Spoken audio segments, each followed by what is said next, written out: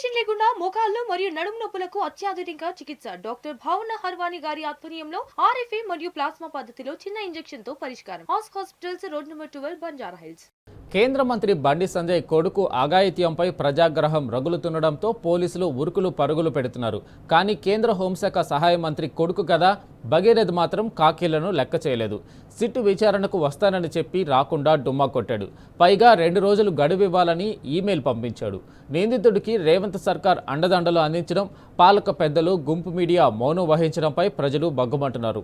మరోవైపు పోలీసు శాఖ సామాన్యులకు ఒక చట్టం, వీఐపీలకు మరో చట్టం అమలు చేస్తుందనడానికి తాజాగా వికారాబాద్, నిర్మల్ జిల్లాల్లో నమోదైన 2 పోక్సో కేసులు సాక్ష్యంగా నిలుస్తున్నాయి.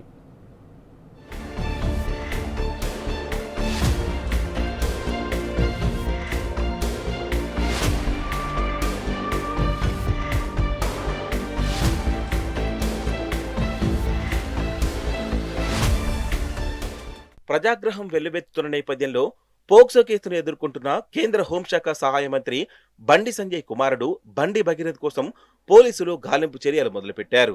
బాలికపై లైంగిక దాడి, ఇతర తీవ్రమైన నేరారోపణల నేపథ్యంలో పేట్ బషీర్బాద్ పోలీసులు మంగళవారం కరీంనగర్కు వెళ్లారు. విచారణ నిమిత్తం బుధవారం మధ్యాహ్నం 2 గంటలకు భగీరథ్ను వెంట తీసుకుని పేట్ బషీర్బాద్ పోలీస్ స్టేషన్లో హాజరు కావాలని అతడి మేనమామ వంశీకృష్ణకు నోటీసులు అందజేశారు. అయితే విచారణకు పోలీసులు సిద్ధంగా ఉన్నా నిందితుడు మాత్రం హాజరు కాకుండా డుమ్మా కొట్టడం గమనార్హం.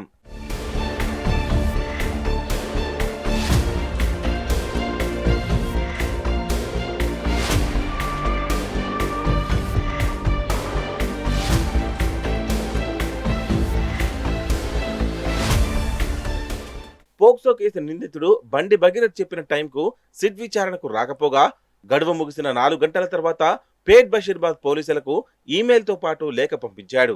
దర్యాప్తు అధికారుల విచారణకు హాజరయ్యేందుకు 2 రోజుల గడువు కోరాడు. ఈ నెల 15న కీలక సాక్ష్యాలతో విచారణకు హాజరవుతానని, సిట్ దర్యాప్తునకు పూర్తి స్థాయిలో సహకరిస్తానని ఈమెయిల్లో చెప్పుకొచ్చాడు.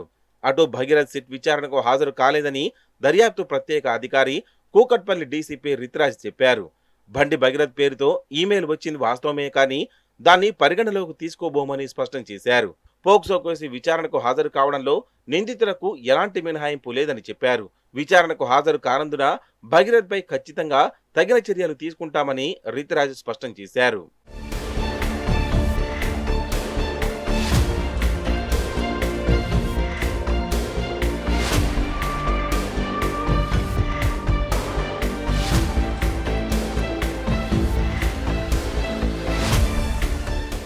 పరారీలో ఉన్న బండి భగీరథ్ కోసం పోలీసులు గాలింపు చర్యలు ముమ్మరం చేశారు. నిందితుడిని పట్టుకునేందుకు 4 ప్రత్యేక బృందాలను రంగంలోకి దింపినట్లు పేట్ బషీర్బాద్ ఏసీపీ సిహెచ్ శంకర్ రెడ్డి తెలిపారు. ఇప్పటికే 2 బృందాలు ఢిల్లీకి, 1 బృందం కరీంనగర్కు వెళ్లాయని, మరో బృందం హైదరాబాద్లో గాలిస్తుందని ఏసీపీ వివరించారు. రాష్ట్ర పోలీస్ శాఖ సామాన్యులకు ఒక చట్టం, వీఐపీలకు మరో చట్టం అమలు చేస్తున్నదెందుకు? తాజాగా వికారాబాద్, నిర్మల్ జిల్లాల్లో నమోదైన పోక్సో కేసు ఘటనలు నిదర్శనంగా నిలుస్తున్నాయి. వికారాబాద్ జిల్లా జీవంగిలో 7 ఏళ్ల బాలికపై అత్యాచార యత్నం చేసిన నరేష్ అనే నిందితుడిపై పోక్సో కేసు నమోదు కాగానే ఆగమేఘాల మీద అరెస్టు చేశారు. ఇంకోవైపు నిర్మల్ జిల్లా పోతారంలో 7 ఏళ్ల బాలికపై అత్యాచారం చేసిన నిందితుడిని వెనువెంటనే అదుపులోకి తీసుకున్నారు. అయితే చిన్న దొంగను పట్టుకుంటేనే మీడియా ముందు బిల్డప్లు కుట్టే పోలీసులు ఈ 2 పోక్సో కేసుల్లోనూ నిందితులను అరెస్టు చేసినా కనీసం ప్రెస్ మీట్ కూడా పెట్టకపోవడం గమనార్హం. బండి భగీరథ్ను అరెస్ట్ చేయకపోవడంపై సమాధానం చెప్పలేకనే మీడియాకు ముఖం చాటేశారు. దీంతో రేవంత్ ప్రజాపాలనలో వీఐపీలకు ఒక చట్టం, సామాన్యులకు మరో చట్టం అమలవుతుందని మరోసారి స్పష్టమైంది.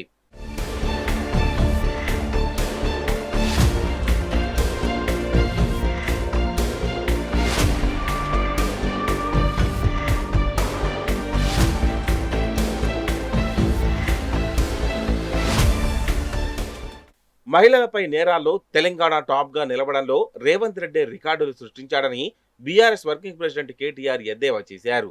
దేశంలోనే అత్యధిక క్రిమినల్ కేసులున్న ముఖ్యమంత్రిగా రికార్డులకెక్కిన రేవంత్ రెడ్డి పాలనలో మహిళలపై నేరాల్లోనే కాకుండా సైబర్ క్రైమ్లోనూ తెలంగాణ టాప్ లో నిలిచిందన్నారు. ముఖ్యమంత్రిగా, హోంమంత్రిగా రేవంత్ రెడ్డి పనితీరుకు ఇది నిదర్శనమని మండిపడ్డారు. వెల్ డన్ రాహుల్ జీ అంటూ రాహుల్ గాంధీని ట్యాగ్ చేశారు కేటీఆర్.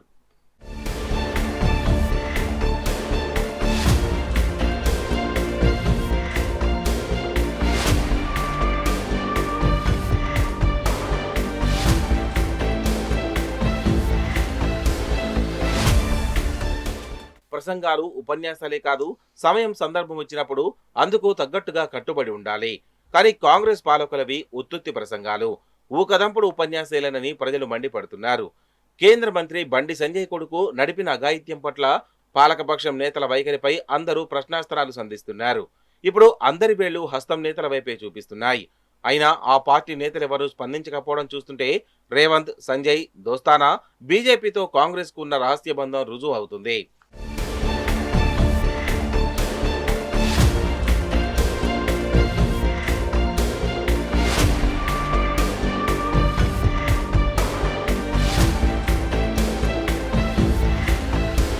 అటువైపు ఎందుకు వెళ్ళలేదు? బండి సంజయ్ కొడుకు సిట్ విచారణకు రాడని గుంపు మీడియాకు ముందే సమాచారం ఉందా? లొట్టపీసు కేసుల్లో విచారణగానే అర్ధరాత్రి కూడా లైవ్ లో కిట్లతో పడిగాపులు కాసిన గుంపు మీడియా ప్రతినిధులకు ఏం పుట్టింది? ఇప్పుడు కోడిగుడ్డుపై ఈకలు పీకరేమి? కేసులు, సెక్షన్లు, శిక్షాకాలంపై గ్రాఫిక్స్ వేయరేంటి? రజనీకాంత్, వెంకటకృష్ణ, మూర్తి, సాంబా ఎక్కడికి పోయారు? మైనర్పై బండి సంజయ్ కొడుకు అఘాయిత్యం చేశాడంటే వీళ్లకు నోళ్లు పెగలట్టేందుకు? వార్తలు రాయొద్దు, ప్రసారం చేయొద్దని రేవంత్ ఆదేశించాడా? బండి సంజయ్ హుకుమిచ్చాడా అని రాష్ట్ర ప్రజలు గుంపు మీడియాను నిలదీస్తున్నారు.